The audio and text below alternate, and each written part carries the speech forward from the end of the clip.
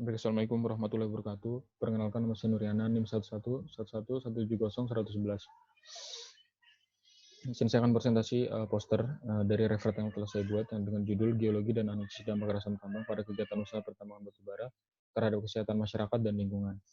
Pertama ada abstraknya, jadi penelitian ini dengan judul Geologi dan Analisis Dampak Kerasan Tambang pada Kegiatan Usaha Pertambangan Batubara terhadap Kesehatan Masyarakat dan Lingkungan pada Kabupaten Kutai Timur, Kalimantan Timur. Tujuan penelitian ini untuk menganalisis satu, bagaimana batubara dan operasi pertambangan dapat menghasilkan air tambang, bagaimana dampak lingkungan dan kesehatan masyarakat dengan adanya operasi pertambangan batubara. Kemudian, bagaimana tingkat kesehatan masyarakat yang tinggal di dekat operasi pertambangan batubara, kemudian bagaimana upaya pengolahan air tambang, hasil analisis dan data dinyatakan dalam deskripsi fenomena bukan diperhitungkan dengan angka statistik. Pertama, latar belakangnya. Jadi batubara adalah salah satu bahan alami yang paling kompleks dengan sedimen organik amorf. Industri batubara memiliki dampak berupa irasan tambang yang menyebabkan masalah kesehatan masyarakat dan lingkungan hidup. Dengan rumusan masalah, bagaimana operasi pertambangan batubara menghasilkan air asam tambang dan bagaimana dampaknya terhadap kesehatan masyarakat dan lingkungan, serta bagaimana upaya pengolahan air asam tambang. Tujuan penelitian ini dilakukan untuk mengetahui bagaimana dampak air asam tambang batubara terhadap kesehatan masyarakat dan lingkungan. Kemudian penelitian ini juga memiliki manfaat yang secara keilmuan dapat menjelaskan bagaimana air asam tambang dapat terbentuk dalam operasi pertambangan dan manfaat untuk kesehatan dan dapat memberikan edukasi bagaimana air asam tambang dapat berdampak pada kesehatan masyarakat dan lingkungan serta pengolahan air asam tambang tersebut.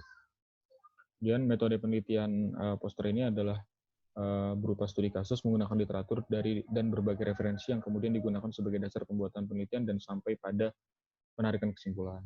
Hasil dan pembahasannya, jadi batubara merupakan bahan bakar hidrokarbon padat yang terbentuk dari proses penggambutan dan pembatubaraan dari suatu cekungan daerah rawa dalam jangka waktu geologis yang meliputi aktivitas biokimia terhadap akumulasi flora di alam yang mengandung selulose dan lignin. Nah, di sini ada gambar. Yang pertama ini adalah gambar lapisan batubara dengan kualitas lignit yang saya ambil dari William H. Orem tahun 2003. Kemudian di sini ada proses pembentukan batubara dari pit sampai kemudian menjadi batubara antrasit dengan caloric value paling tinggi, di mana gambar ini telah saya ambil dari literatur Jessica tahun 2003. Dan di sini ada rumus kimia batubara, saya ambil juga dari Jessica tahun 2003. Kemudian ada tabel mineral utama terkait AMD, Nicholas Gray tahun 1997, saya ambilnya. Nah, jadi mineral-mineral ini adalah mineral-mineral utama ketika dia hadir dalam batubara atau lapisan overburden ketika dibongkar, diambil, dan mineral ini kemudian terkontaminasi oleh air, mengkontaminasi air atau udara, maka akan terbentuk air asam tambang. Nah, air asam tambang sendiri adalah acid rock drainage, adalah proses alami di mana asal sulfat diproduksi saat itu sulfida dalam batuan terpapar ke udara dan air. Melalui operasi pertambangan batubara dapat melalui batubara dan overburden yang terkontaminasi. Nah, di gambar pertama ini air asam tambang memperlihatkan bahwasannya danau atau sungai yang telah terkontaminasi air asam tambang yang memiliki ciri fisik berwarna oranye dan biasanya nilai pH-nya akan 1,5 sampai 2. Kemudian ini ada gambar cutting overburden bersifat non-acid forming, merupakan cutting overburden yang dia tidak berpotensi terkontaminasi air asam tambang atau non-acid forming yang saya ambil sendiri, yang merupakan dokumentasi pribadi saya di tahun 2016.